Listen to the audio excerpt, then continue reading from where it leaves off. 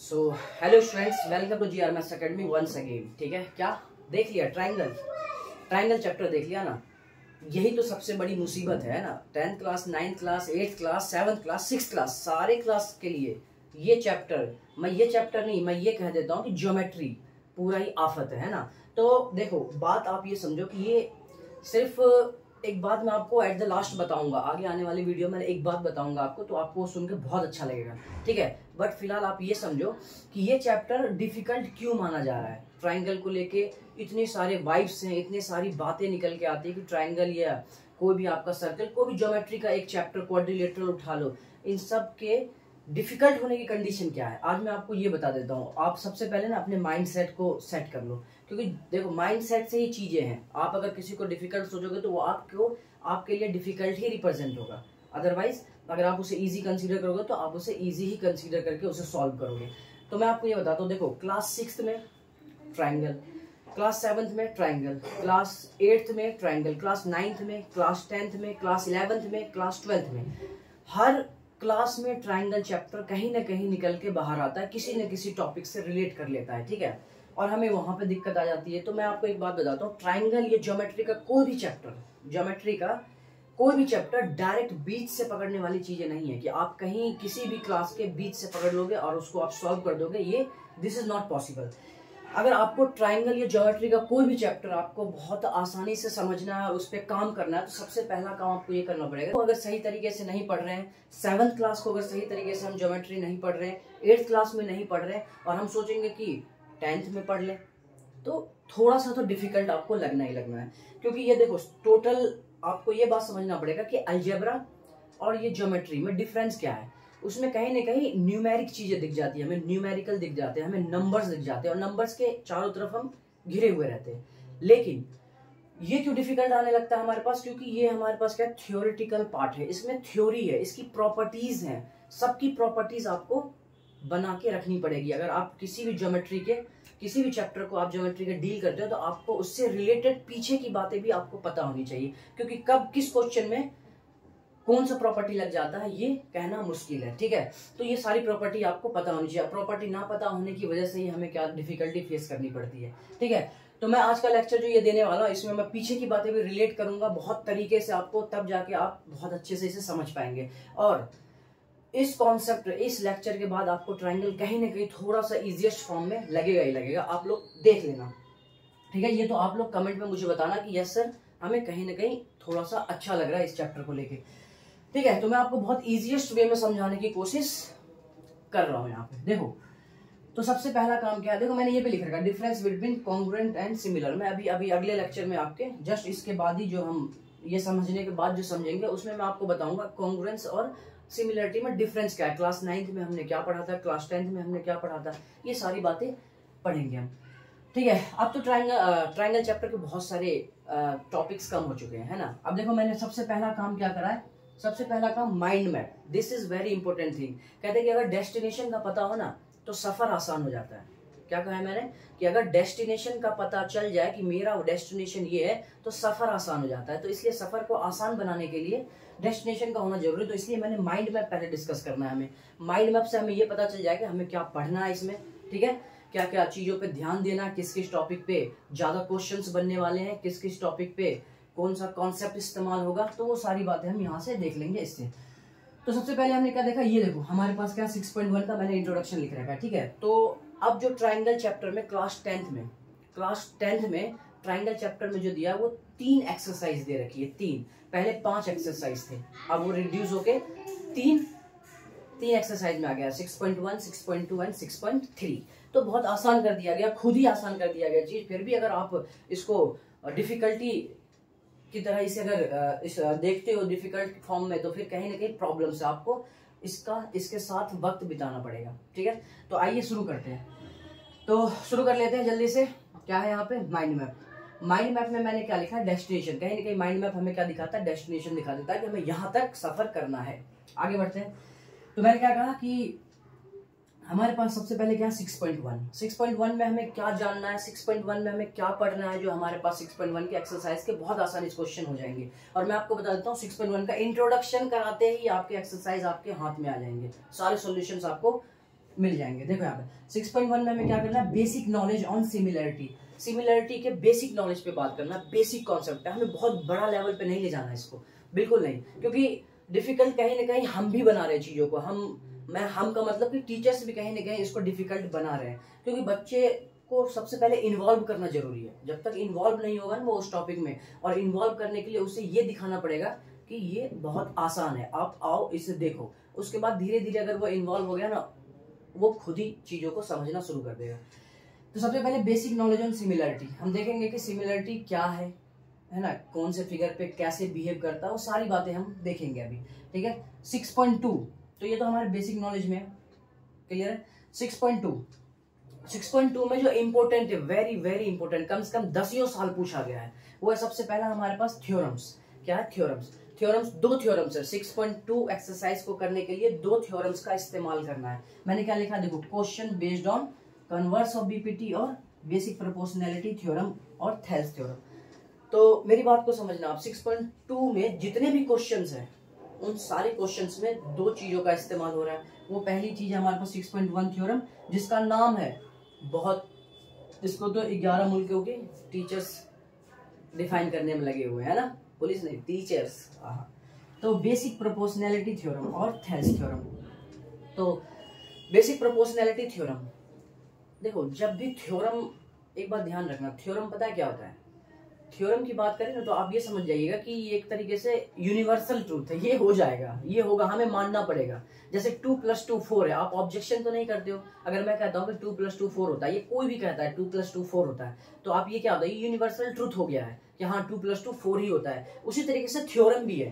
Theorem का concept ये है कि उसमें आपको कुछ नहीं करना है, आपको कुछ एक्स्ट्रा नहीं सोचना है, बस ये कि जो स्टेटमेंट दिया गया है उस स्टेटमेंट को समझना है कि ये किस पे इस्तेमाल हो रहा है, किस तरीके से इस्तेमाल हो रहा है। दूसरी बात कि उसको प्रूफ करना है कि वो कैसे प्रूफ हो। प्रूफ भी वो क्या है, फिक्स चीजें होती है, उसको आप एक तरीके से प्रैक्टिस कर लोगे तो आपके उंगलियों पे आ जानी चाहिए। और ध्यान रखना, क्लास 10th के बारे में मैं फिर से एक बार कह रहा हूँ कि everything should be tip of the finger. सारी चीजें उंगलियों पे होनी चाहिए, खास करके वो सारी चीजें जो लगातार पेपर में पूछी जाती है। जैसे बेसिक प्रोपोर्शनैलिटी थ्योरम लगातार पूछी जाती है, इस पे या तो क्वेश्चंस पूछ लेता है या तो ये खुद पूछता है, थ्योरम प्रूफ करो। बेसिक प्रोपोर्शनैलिटी थ्योरम पूछने का तरीका क्या होता है मैं बता देता हूँ।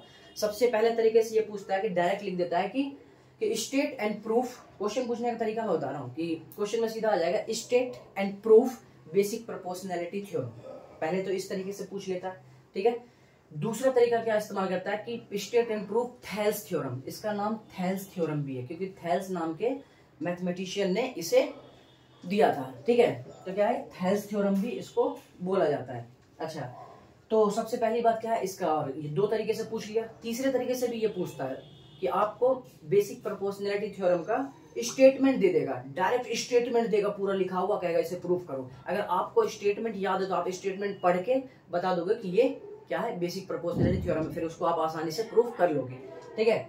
अच्छा, ये तो हो गया आपका 6.1। 6.2 देखो, 6.2 में क्या है, 6.2 में भी एक थ्योरम है। ये 6.2 एक्सरसाइज नहीं है, मैं यहाँ थ्योरम की बात कर रहा हूँ। 6.1 थ्योरम, 6.2 थ्योरम। एक्सरसाइज 6.2 को सॉल्व करने के लिए ये दोनों थ्योरम का इस्तेमाल हमें करना है, इन दोनों के स्टेटमेंट का इस्तेमाल करना है, इन दोनों के रिजल्ट का इस्तेमाल करना है, ठीक है। तो वो हम देखेंगे एक्सरसाइज के क्वेश्चंस जब अभी सॉल्व करेंगे। तो देखो यहाँ पे क्या, कन्वर्स ऑफ बीपीटी। दूसरे में क्या पूछा है, दूसरे में क्या बोला है प्रूफ करने के लिए, कन्वर्स ऑफ बीपीटी, मतलब कि एक फॉरवर्ड जा रहा है। देखो क्या है ना कि बीपीटी क्या है, फॉरवर्ड जा रहा है, यहाँ से यहाँ गया, और कन्वर्स ऑफ बीपीटी क्या कर रहा है कि यहाँ से यहाँ लेके आएगा। वो जो स्टेटमेंट यहाँ होगा और जो स्टेटमेंट यहाँ होगा बीपीटी में, यहाँ से यहाँ पे प्रूफ करना है, और कन्वर्स ऑफ बीपीटी में क्या है, ये दिया होगा, ये प्रूफ करना। अब ये और ये क्या है, वो तो जब हम प्रूफ करेंगे तभी हम बहुत तरीके से डिटेल से उसे देखेंगे, एक एक पॉइंट को, ठीक है। ठीक है, तो बात समझ में आ गई कि जो स्टेटमेंट बीपीटी में दिया है और जो रिजल्ट दिया हुआ है, तो बीपीटी के स्टेटमेंट से रिजल्ट तक जाना, बेसिक प्रोपोर्शनैलिटी थ्योरम, ठीक है। अब इस रिजल्ट से इसके स्टेटमेंट तक आना, ये हमारा क्या हो जाएगा, कन्वर्स। कन्वर्स क्या होता है, बैकवर्ड प्रोसेस होता है। क्या होता है, बैकवर्ड प्रोसेस, पीछे की तरफ आना, ठीक है। तो ये है कन्वर्स ऑफ बीपीटी। वहां पे थ्योरम स्टेटमेंट देखोगे आप उसमें, फिर उसके बाद उसमें गिवन क्या है, उसमें टू प्रूव में क्या है, फिर उसके बाद प्रूफ में क्या है, ये सारी बातें हम वहां पे डिस्कस करेंगे, ठीक है। अच्छा, 6.3, तो 6.2 इन्हीं दोनों के बेस पे पूरा क्वेश्चन आपका सॉल्व हो जाएगा। एक एक क्वेश्चन को हम सॉल्व करेंगे आपको मिल जाएगा सारी वीडियो, ठीक है। तो क्राइटेरिया ऑफ सिमिलरिटी 6.3 में क्या है, 6.3 के पहले इंट्रोडक्शन में जो क्राइटेरिया है, क्राइटेरिया ऑफ सिमिलरिटी। क्राइटेरिया मतलब क्या है ना, कि आप ये समझो कि कुछ कंडीशंस है जो हमें हमारे सहूलियत के लिए, हमारे हेल्प के लिए दिया गया है। वैसे तो सिमिलरिटी को देखने के लिए हम 6 बातें, जैसे कॉन्ग्रुएंस हो गया, 6 बातों का हम देखते थे, क्या all corresponding angles are equal, all corresponding sides are equal. Congruence में देखा करते तो 3 3 6 हो जाते थे, वहां पे भी क्राइटेरिया यूज हुआ था, तो यहाँ पे भी क्राइटेरिया है। तो उस 6 बातों को 3 बातों में कन्वर्ट करने के लिए ये है, ठीक है, क्राइटेरिया। तो क्राइटेरिया ऑफ सिमिलरिटी क्या है, 3 है इसमें। कौन कौन सा, ए जैसे एंगल एंगल भी कहते हैं इसको, और ट्रिपल ए भी कह देते हैं, ठीक है। ये दोनों बात सेम ही है, तो कोई दिक्कत इसमें नहीं है। फिर ऐसे है साइड एंगल साइड, ठीक है, फिर साइड साइड साइड, ये सारी बातें हैं, ठीक है। तो मुझे उम्मीद है कि ये बातें अभी आप समझ चुके होंगे, ठीक है। अच्छा, यहाँ पे हम क्या अभी डिस्कस करने वाले हैं, अभी जस्ट इसको इरेज करके जो मैं डिस्कस करूंगा वो डिस्कस करूंगा क्या, सिमिलर फिगर। तो अबाउट सिमिलर क्या है, सिमिलर है क्या, सिमिलर फिगर क्या है, सिमिलरिटी है क्या, किस चीज के बेस पे हम सिमिलर कह पाएंगे, कौन सा स्टेटमेंट ऐसा जो सिमिलरिटी के वर्ड को डिफाइन कर देता है, ये सारी बातें अभी हम जानेंगे। अच्छा, उससे पहले मैं आपको ये भी बता दूं कि हमारा ये चैप्टर जो है ना, है तो बहुत अच्छा, इंटरेस्टिंग चैप्टर बनाने की कोशिश है इसको, ठीक है। और आपको पूरा एक एक वर्ड समझ में आएगा, नहीं आएगा तो आप मुझे बताना, कमेंट में मुझे बताना, मैं एक एक वर्ड आपके दिमाग में बिठा दूंगा कि ये ऐसे है ऐसे। बस ये कि थोड़ा सा आपको वक्त देना है, वक्त के साथ साथ पेशेंस, 2 बातें, एक टाइम देना है इस चैप्टर को करने के लिए कंपलसरी होगा। देखो ये क्या है, थोड़ा सा टाइम देना अच्छे से, है ना, अच्छे से टाइम देना, और दूसरा पेशेंस रखना है, पेशेंस, क्योंकि नई बातें जब आती है ना हमारे पास, तो हम जब तक पेशेंस नहीं रखेंगे तब तक हम उसे अपने पास नहीं रोक पाएंगे, वो निकल जाएगा। तो पेशेंस भी रखना है, ठीक है।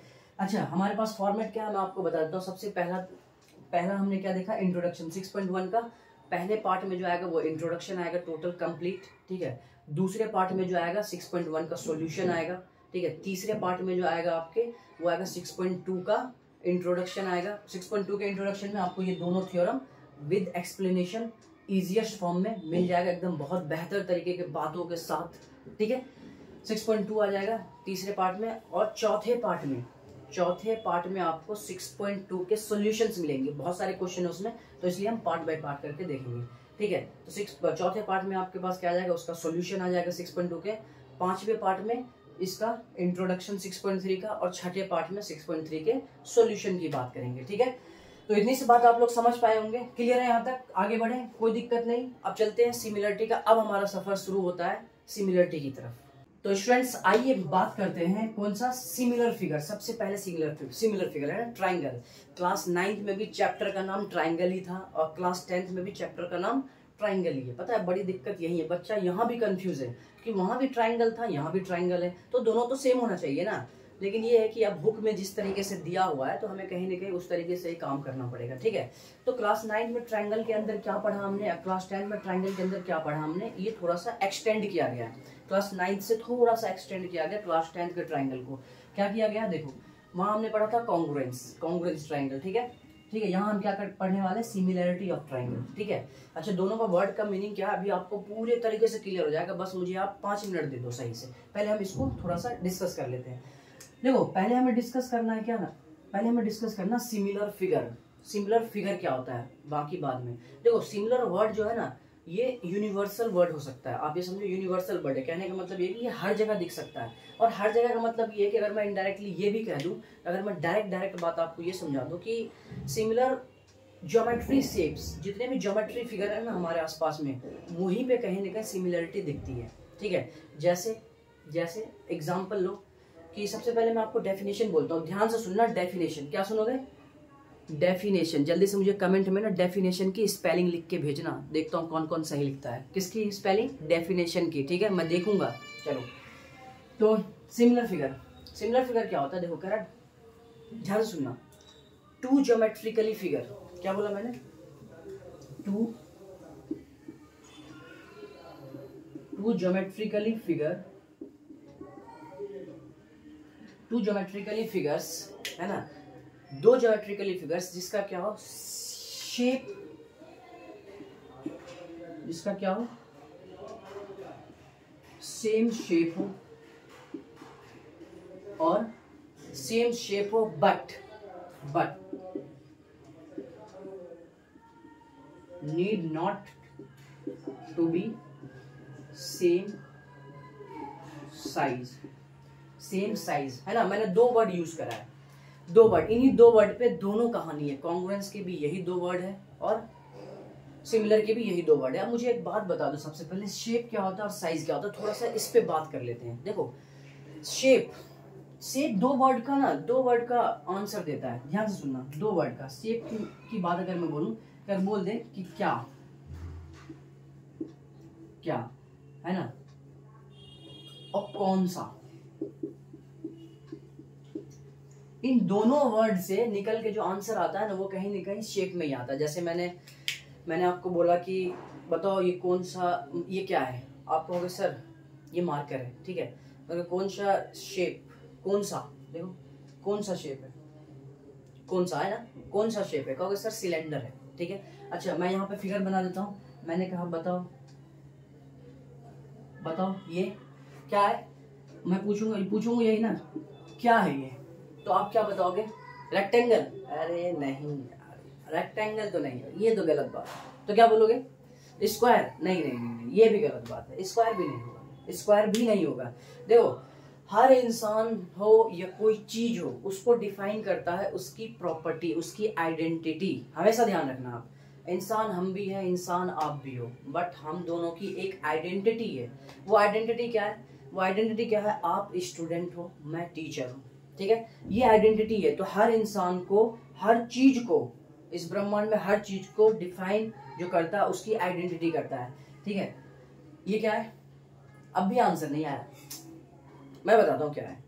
ये जस्ट अपने अपने मन में आंसर सोच लो, जो मैं आंसर बोलने वाला हूँ अगर आपके मन में जो आंसर है उससे मैच कर रहा होगा तो आप जल्दी से टाइप कर दीजिएगा यस यस यस, ठीक है। और नहीं तो नो भी कीजिएगा, क्योंकि खुद के साथ ईमानदार रहना बहुत जरूरी है, ठीक है, क्योंकि आजकल बेईमानी का रेशियो ज्यादा है। आओ, तो मैंने कहा कि ये क्या है, तो ये क्या है, ये जस्ट एक क्वाड्रिलेटरल है। क्या ये क्वाड्रिलेटरल है, क्या ये क्वाड्रिलेटरल है। अब किसी के मन में सवाल आ रहा होगा सर क्यों, वेरी गुड। मैंने ये नहीं कहा है कि इसके चारों साइड इक्वल है, 90 डिग्री है। मैंने ये भी नहीं कहा कि इसके अपोजिट साइड्स इक्वल है। अगर मैं ये कह देता अपोजिट साइड्स इक्वल है और 90 डिग्री तो आप तुरंत कहते सर दिस इज रेक्टेंगल। देखो सोचने के तरीके हैं, है ना, सोचने के तरीके हैं, मैं आपको यही बता रहा हूँ। अगर मैं बोलता चारों साइड इक्वल है और 90 डिग्री तो आप तुरंत कहते छूटते ही सर स्क्वायर है, और आपको कोई गलत नहीं कर सकता है, ठीक है। अगर मैं ये कह देता हूँ अपोजिट साइड इक्वल है, 90 डिग्री है, तो छूटते ही आप एक बात कह देते कि सर ये रेक्टेंगल है। क्यों, क्योंकि इसकी आइडेंटिटी दे रहा हूं मैं, इसकी आइडेंटिटी दे रहा हूं, तब आप एग्जैक्ट है। जब आइडेंटिटी होती है ना इंसान के पास, तब उसका जो मीनिंग होता है ना वो मीनिंगफुल हो जाता है। वो क्या हो जाता है, मीनिंगफुल हो जाता है। तो ये है आपके पास क्या का आंसर अगर मिलेगा तो क्या का आंसर क्या होगा, ये क्या है, तो आप कहोगे सर क्वाड्रिलेटरल है, ठीक है। बात क्लियर है। मैं पूछूंगा ये क्या है, ये क्या है,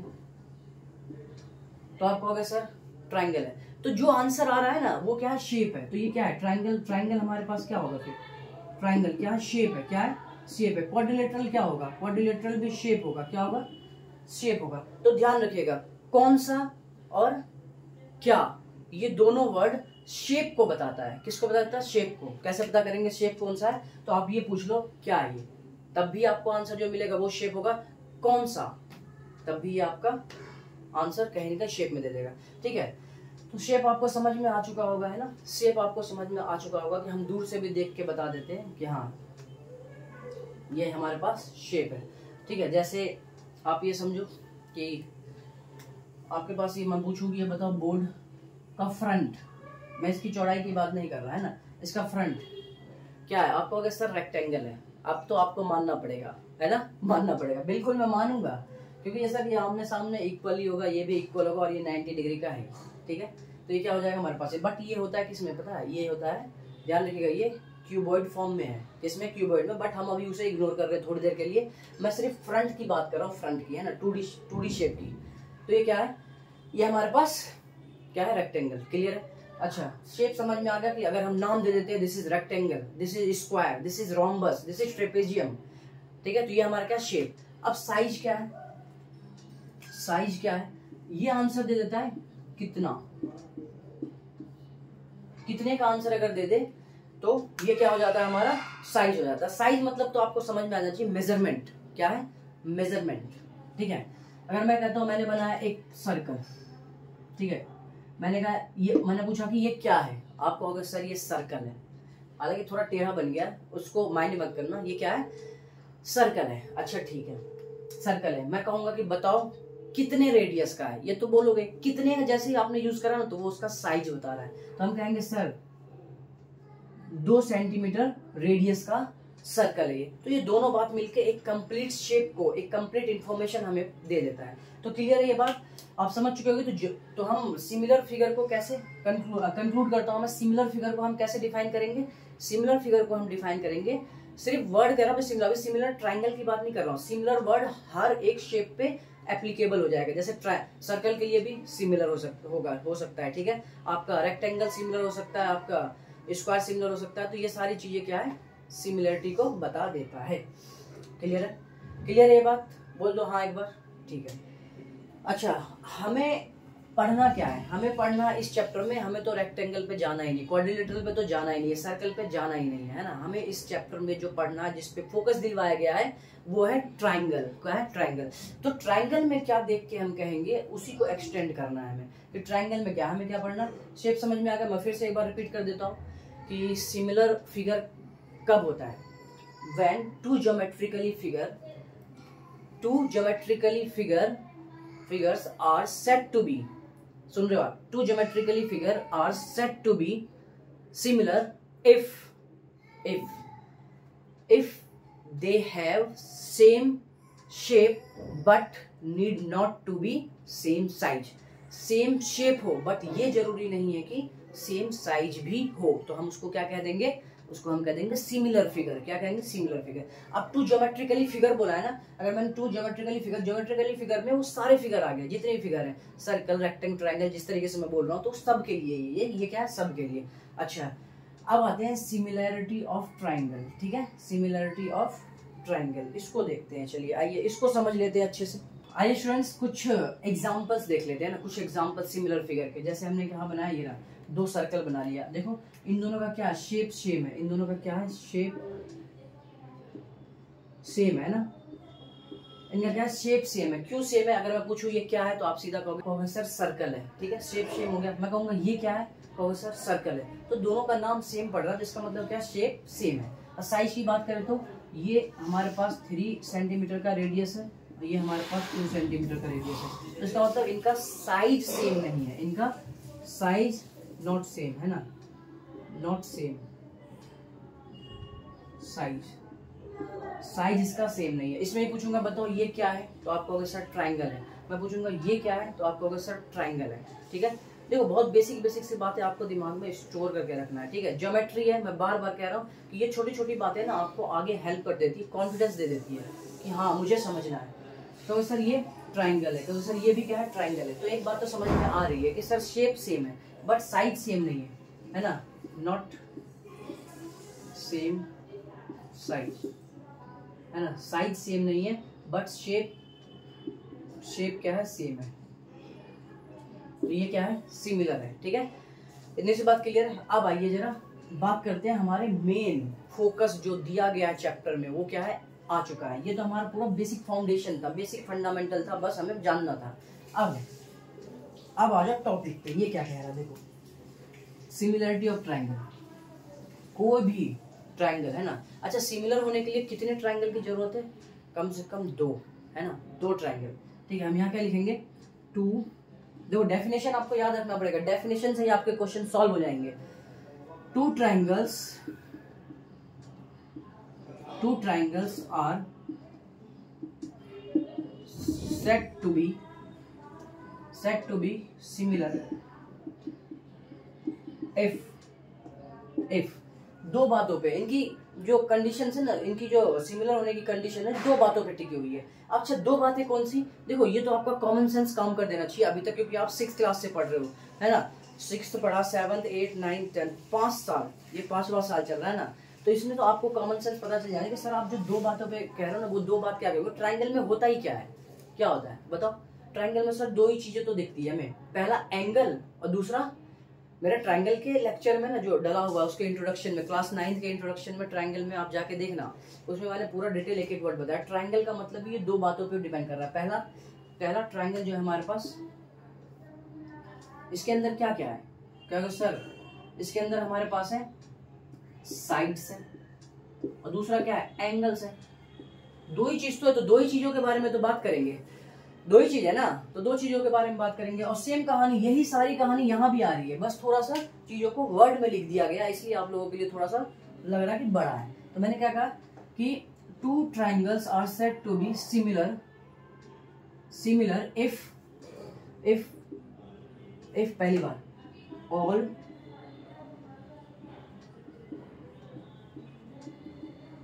ऑल कॉरेस्पॉन्डिंग है ना। कॉरेस्पॉन्डिंग क्या होता है, इस वर्ड का बहुत वैल्यू है यहाँ पे। अभी मैं आपके एग्जांपल देके भी दिखाऊंगा कि कॉरेस्पॉन्डिंग का बहुत, इस वर्ड का बहुत वैल्यू है, ध्यान रखना। तो all corresponding angles are equal, सारे कॉरेस्पॉन्डिंग एंगल्स क्या होने चाहिए, इक्वल। ट्रायंगल में कितने एंगल होते हैं, सारे का मतलब तीनों कॉरेस्पॉन्डिंग एंगल्स क्या होने चाहिए, इक्वल। चलो दूसरी बात, all corresponding sides are in same ratio और प्रोपोर्शनल है ना। तो प्रोपोर्शनल भी लिखा जाता है, प्रोपोर्शनल का मतलब ये है कि वो सेम रेशियो की बात कर रहा है, ठीक है। अच्छा, रेशियो क्या होता है, रेशियो का मतलब कहीं ना कहीं हम एक तरीके से डिवाइड की तरह ही यूज करते हैं, डिवाइड की तरह है ना रेशियो। अच्छा, कह रहा है कॉरेस्पॉन्डिंग साइड्स का रेशियो सेम होना चाहिए, ठीक है। चलो इन दोनों बातों को ना हम थोड़ा सा एक्सप्लेन कर लेते हैं ट्रायंगल के अंदर कि सर ये बातें कहाँ पे है, जरा देख लेते हैं, ठीक है। तो जल्दी से आप लोग लिखो फास्ट, ये दोनों बातें आपको याद होनी चाहिए, ध्यान रखना। यही तो पहला एक टॉपिक है, पहला दो स्टेटमेंट है ये जो ट्रायंगल के क्लास 10th में जो सिमिलर वर्ड है, similar of triangle, similarity of triangle है, ये दो लाइन डिफाइन करता है, तो आपको ये याद रखना पड़ेगा।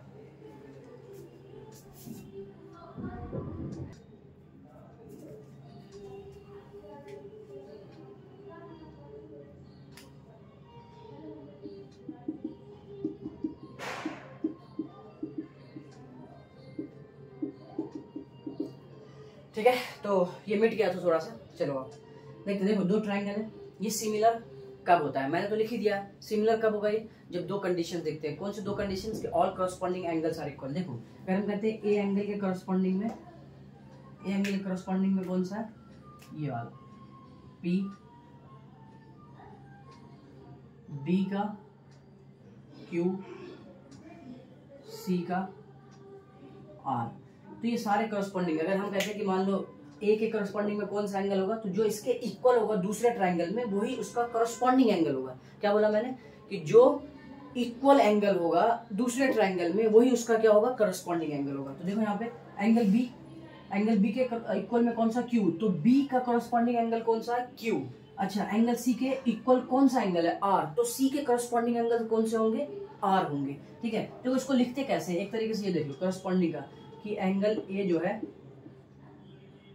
ये सिंबल हो जाता है, ये कॉरेस्पॉन्डिंग का मतलब ये होता है, एंगल ए जो है एंगल पी के कॉरेस्पॉन्डेंस में है, एंगल बी जो है एंगल क्यू के, एंगल सी एंगल आर, ये कॉरेस्पॉन्डिंग का सिंबल होता है, ठीक है। अब धीरे धीरे हम सिंबल की बात भी करेंगे, क्योंकि अभी तक मैंने सिंबल आपको बताया नहीं, अब मैं आपको सिंबल भी बताने वाला हूँ, ठीक है। तो क्लियर है। तो पहली बात जो मैं आपको यहाँ दिखाने वाला हूँ कि एंगल ए बराबर एंगल, सारे कॉरेस्पॉन्डिंग एंगल क्या होता है, इक्वल। तो ए के कॉरेस्पॉन्डिंग में क्या है, पी, तो ये दोनों क्या होंगे, equal, according to similarity of triangle condition, है ना, कंडीशन, ये जो दो कंडीशन है। तो एंगल ए बराबर पी, एंगल बी बराबर एंगल बी बराबर एंगल क्यू, और angle C equal to angle R. तो ये बातें तो आपको समझ में आ गई होगी। पहली बात आपको समझ में आ चुकी होगी। कोई अगर डाउट है तो मुझे जरूर बता देना। अब हालांकि आपको एक भी डाउट मैं छोड़ूंगा नहीं, एक एक पॉइंट, एक एक वर्ड का आपको यहाँ से डिस्कशन करूंगा, भले वीडियो कितनी भी लंबी हो जाए, क्योंकि देखो कामयाबी की दास्तान लंबी होती है, ठीक है। अगर हमें बनाना हो ना झोपड़ा तो वो 10 दिन में बन जाता है, लेकिन अगर ताजमहल बनाना हो तो 2 साल लगते हैं अप्रॉक्स, 2 साल से ज़्यादा लगते हैं, है ना। तो ये ध्यान रखना कि अच्छी चीज़ों में टाइम लगता है, टाइम देना पड़ता है। बस इतना ध्यान रखना कि लेक्चर चाहे कितना ही बड़ा हो जाए, मैं एक एक वर्ड बताऊंगा इस लेक्चर में, एक एक वर्ड, अपने सारे लेक्चर में एक एक वर्ड बताऊंगा, ठीक है, क्योंकि मैं यहाँ पढ़ाने आया हूँ, आपको सिखाने आया हूँ, ठीक है, ध्यान रखना। चलो क्वेश्चन देखो, दूसरी बात, ये दूसरी बात हमें दिखाना कि ये सर कैसे होगा, ये कैसे हमें मैथमेटिकली कैसे दिखेगा। ये मैथमेटिकली दिख गया पहला, मैथमेटिकली दूसरा कैसे दिखेगा। तो कैसे दिखेगा, ध्यान से सुनो। All corresponding sides are same ratio. अच्छा, करस्पॉन्डिंग साइड्स कौन सा होगा, पहले मैं आपको ये बता देता हूँ। करस्पॉन्डिंग साइड्स यही लिख दूंगा मैं, यहीं पे, है ना, यहाँ लिख देता हूँ यहाँ। तो corresponding sides,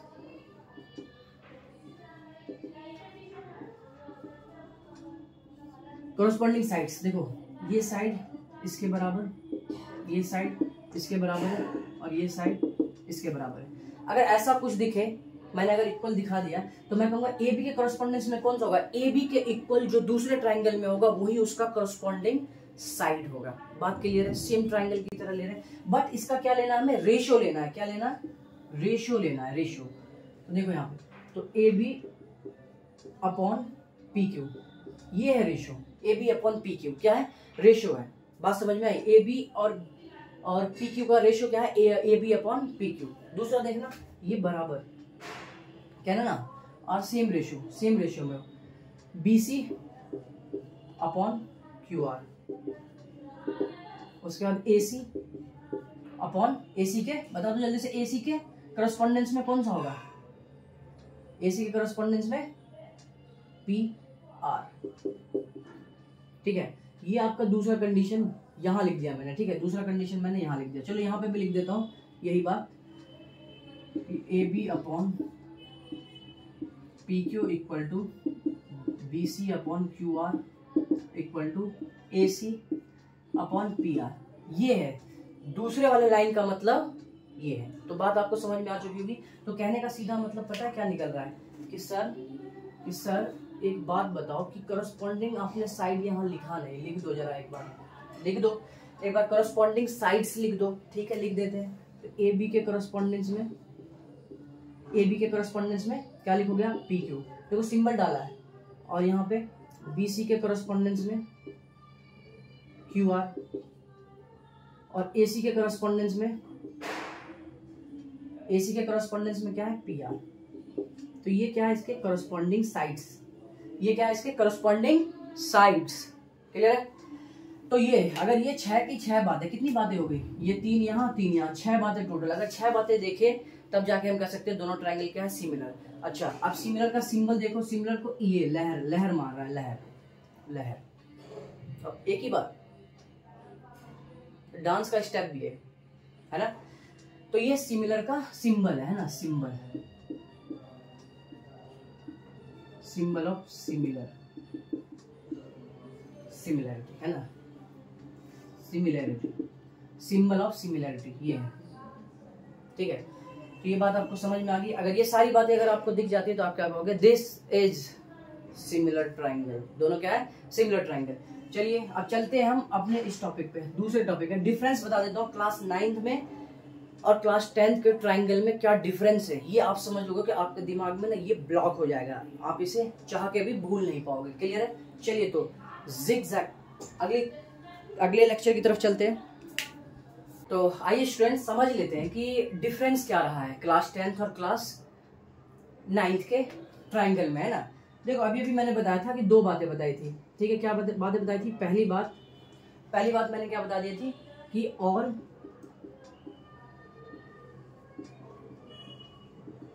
corresponding angles are equal, ठीक है। कॉन्ग्रुएंस के लिए पहली बात। अच्छा, सिमिलर के लिए पहली बात क्या थी, कहते सेम है sir, all corresponding angles are equal, है ना, ठीक है। अच्छा, इसके लिए क्या था, 2 बातें थी, है ना, सेम शेप और सेम साइज, है ना, दोनों थी, सेम शेप और सेम साइज कॉन्ग्रुएंस के लिए, है ना। अच्छा, इसके लिए क्या था, same shape but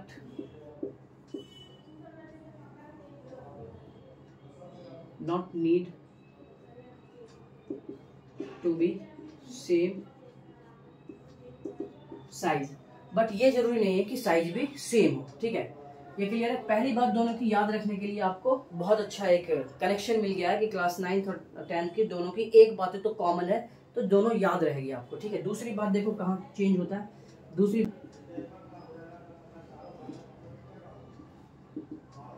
corresponding sides are equal। ये तो बड़ी प्यारी बात कहेगी कॉन्ग्रुएंस में ना, आपको अब लग रहा होगा, आप जब आप सिमिलर पढ़ोगे ना क्लास 10 में, क्लास 9 की बातें आपको इजी लगेगी, देखना तो इजी, याद करने में इजी। उस टाइम पे आपको बहुत हार्ड लग रहा था, आपने उस टाइम पे याद नहीं करा, इसलिए दिक्कत आती है। देखो इसमें क्या था, all corresponding angles are equal, all corresponding sides are equal, दोनों इक्वल है ना, इसलिए तो बहुत आसान लग रहा था। अब आपको आसान लगेगा, देखना आप यहाँ देखो इसकी दूसरी बात, अभी भी मैंने लिखवाई थी, all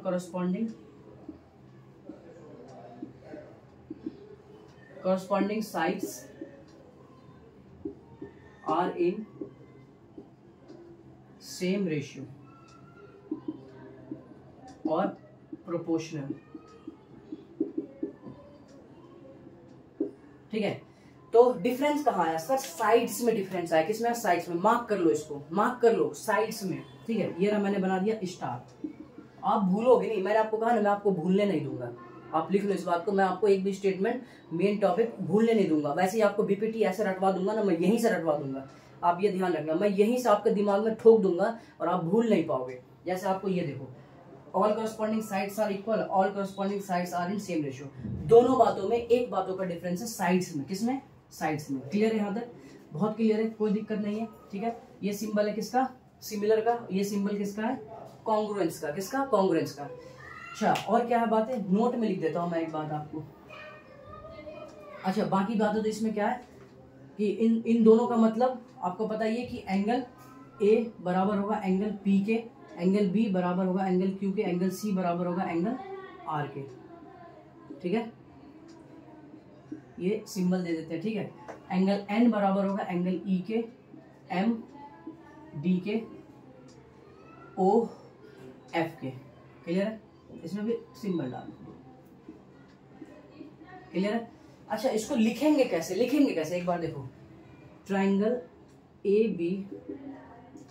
A B C congruence to triangle P Q R, ये ऐसे लिखेंगे इसका, है ना। इसका मतलब क्या है, triangle A B C congruence to triangle P Q R, clear है। अच्छा इसको कैसे लिखेंगे, triangle MNO similar to triangle DEF, ठीक है। तो कुछ बच्चे गलती क्या करते हैं मैं आपको ये बता देता हूँ, बहुत ध्यान से सुनना, गलती क्या होती है, मिस्टेक बहुत जरूरी है जानना। देखो मिस्टेक क्या होता है, कोई ऐसे लिख देता है, अगर ऐसे लिख देगा तो किसी के मन में सवाल आ रहा होगा, क्या सर ऐसे लिख देंगे तो क्या सही होगा क्या, ऐसे EDF, अगर ऐसे लिख देंगे तो क्या ये सही होगा क्या, ये सिमिलर सही होगा क्या, ये सही नहीं होगा, सही नहीं होगा। यही गलती करते हो आप लोग, ऐसे नहीं लिखना है, हमें बिल्कुल नहीं लिखना है। क्यों नहीं लिखना है उस पर बात करते हैं। देखो क्या सर यहाँ पे देखो क्यों नहीं लिखना है, एंगल एम मैं दिखा रहा हूँ यहाँ, एंगल एम किसके बराबर है, एंगल डी के, तो यहाँ से दिखना चाहिए एंगल एम एंगल डी के बराबर है, एंगल एन एंगल ई के बराबर है, एंगल ओ एंगल एफ के बराबर है, ठीक है। बट यहाँ देखो नहीं दिख रहा, आप इधर उधर रिप्लेस कर रहे हो तो नहीं दिख रहा है, क्या है, एंगल एम एंगल ई के बराबर है क्या, एंगल एम एंगल ई के बराबर है, नहीं है, तो देखो यहाँ पे नहीं दिख रहा है। तो इस वजह से हम क्या कहेंगे, ऐसे हम इसको नहीं लिख सकते, आपको लिखना पड़ेगा ऐसे ही, ठीक है। एक एग्जांपल देके मैं आपको समझाता हूँ, जरा ध्यान से देखना, बहुत ध्यान। बी एंगल 3 आर के बराबर है और सी एंगल देखो पी के बराबर है, तो ये आप लिखोगे, ऐसे लिखोगे, ठीक है। तो ये था आपका complete introduction of similar triangle और सिमिलर फिगर, ठीक है। तो ये था, इससे आप क्या होगा ना, एक्सरसाइज भी बहुत आसानी से कर लोगे। लेकिन मैं नेक्स्ट वीडियो जो लेके आऊंगा वो एक्सरसाइज की लेके आऊंगा, उसमें बहुत सारी एक्स्ट्रा बातें भी हमें करनी पड़ेंगी, क्योंकि थ्योरी है ना, थियोरटिकल पार्ट है। थ्योरी में आपको कनेक्टेड जब तक नहीं मिलेगा, जब तक आप कनेक्ट नहीं करोगे ना, तब तक आपको ध्यान याद नहीं रहेगा, फिर आपके लिए उतनी मुसीबत हो जाएगी जितनी कि अभी है। तो इसलिए पहले पीछे की बातों को अपडेट करेंगे, उसको फिर उससे कनेक्ट करेंगे आगे की बातों को, फिर उसके बाद स्मूथनेस के साथ हम आगे बढ़ते रहेंगे, ठीक है। तो ये है हमारे पास पूरा डिटेल एक्सरसाइज 6.1 का इंट्रोडक्शन। ठीक, इतनी से पार्ट हमें इतना सा काम करना था इस लेक्चर में। नेक्स्ट लेक्चर में बहुत तरीके से आप उस वीडियो को भी देख लेना, क्योंकि मैं बता रहा हूँ आपको कि ये एक दिन की बात नहीं है। मैंने क्या कहा कि हमारे लिए ट्राइंगल इसलिए ही डिफिकल्ट होता है क्योंकि ये बीच से पकड़ने वाली चीज नहीं है। आपको शुरुआत से चीजों को देखनी पड़ेगी। अगर आप फर्स्ट लेक्चर देख रहे हो तो सेकंड देखो, थर्ड देखो, फोर्थ देखो, सारा आपको देखना, तब आप जाके कनेक्ट कर पाओगे। ठीक है, उसके बाद ही आपको थोड़ा सा रिलैक्स फील होगा और फिर उसके बाद क्वेश्चंस आप प्रैक्टिस कर लो, आसानी से हो जाएगा। सारी प्रॉपर्टी हम डिस्कस करेंगे, ठीक है, 1 बाय 1। तो अभी हमें एक्सरसाइज के क्वेश्चंस करने हैं, वो नेक्स्ट लेक्चर में मैं शूट करके डालूंगा। इसको पहले बहुत अच्छे से देखो, बहुत अच्छे तरीके से शेयर वेयर करो बढ़िया सा, ठीक है, ताकि नेक्स्ट वीडियो जल्दी से जल्दी आपको मिले। ठीक है, तो हम मिलते हैं नेक्स्ट वीडियो में, तब तक अपना ख्याल रखिए। All the best.